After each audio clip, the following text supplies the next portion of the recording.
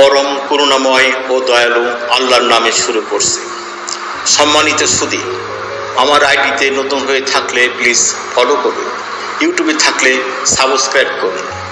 সম্মানিত সুধী, যারা ঢাকা এবং ঢাকার বাহিরে অবস্থান করছেন এবং কখনো ঢাকায় যাননি, তাদের জন্য আমার এই ভিডিওটি উপস্থাপন করছি। সেটা হলো একটি ঝিল, হাতির ঝিল। হাতির ঝিল রাজধানী ঢাকার একটি অন্যতম এলাকা, যা নগরবাসীর বিনোদনের জন্য মনোরম এক বিনোদন কেন্দ্র হিসাবে বেশ সুনাম অর্জন করছে। হাতির ঝিল পরিবেশ ও নান্দনিকতায় খুব সহজেই নগরবাসীর মনে জায়গা করে নিয়েছে। হাতির ঝিলে রয়েছে দৃষ্টিনন্দন সেতু, চমৎকার শ্রব্য সিঁড়ি এবং নজর কাড়া ফোয়ারা। এখানে ঝিলের জলে পালতোলা নৌকায় করে নৌবিহার করার ব্যবস্থা রাখা হয়েছে। এছাড়াও হাতির ঝিলকে ঘিরে বিভিন্ন উন্নয়ন পরিকল্পনা গ্রহণ করা হয়েছে, যার মধ্যে রয়েছে সাংস্কৃতিক কেন্দ্র, শিশু পার্ক, বিশ্বমানের থিয়েটার এবং শরীরচর্চা কেন্দ্র। হাতির ঝিল নামকরণের একটি ইতিহাস আছে।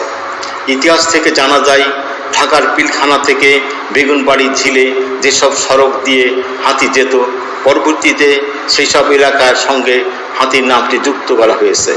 যেমন এলিফ্যান্ট রোড, হাতির পুল আর হাতির গোসল করানোর জন্য এই ঝিলের নাম হয় হাতির ঝিল। হাতির ঝিল বাংলাদেশের রাজধানী এলাকায় একটি এলাকা, যা জনসাধারণের চলাচলের জন্য তৈরি করা হয়। 2013 সালে 2রা জানুয়ারি এই প্রকল্প এলাকাটি উদ্বোধন এবং জনসাধারণের জন্য উন্মুক্ত করা হয়। এই প্রকল্প চালুর ফলে ঢাকার তেজগাঁ, গুলশান, পাড্ডা, রামপুরা, মৌচাক, ফার্মগেট, কারওয়ান বাজার ও মগবাজার এলাকার বাসিন্দাসহ এই পথ দিয়ে চলাচলকারী যাত্রীরা বিশেষ সুবিধা পাচ্ছেন।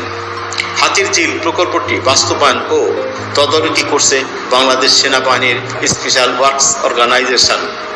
এই প্রকল্পের অন্যতম মূল লক্ষ্য হচ্ছে বৃষ্টির পানি সংরক্ষণ, জলাবদ্ধতা ও বন্যা প্রতিরোধ, ময়লা পানি নিষ্কাশন ব্যবস্থা উন্নয়ন, রাজধানীর যানজট নিরসন এবং শ্রীবৃদ্ধি করা।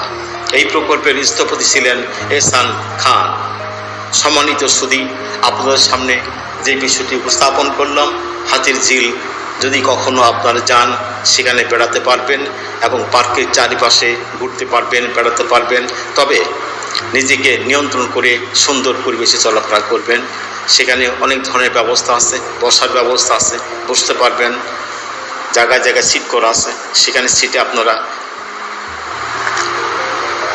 বাতাস খেতে পারবেন, ভালো লাগবে। নির্মল বাতাস আপনার প্রাণকে জুড়িয়ে দেবে।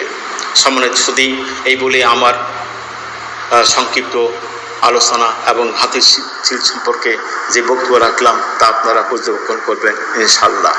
আল্লাহ হাফেজ।